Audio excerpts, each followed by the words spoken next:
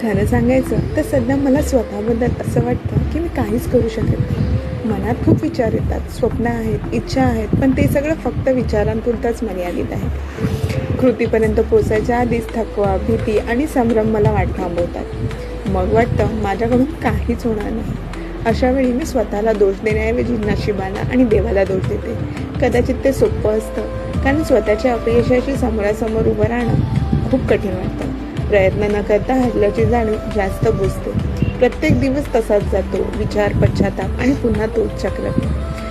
पण मनाच्या कुठल्या तरी कोपऱ्यात एक छोटा आवाज अजूनही आहे, जो सांगतो की दोष नशिबात नसतो, तर थांबून राहण्यात असतो. कदाचित मी काही मोठं लगेच करू शकत नाही, पण एक छोटं पाऊल तरी उचलू शकते. अजूनही वेळ गेली नाही हे स्वतःला समजावणं हाच कदाचित बदलाचा पहिला प्रयत्न आहे. खरंच.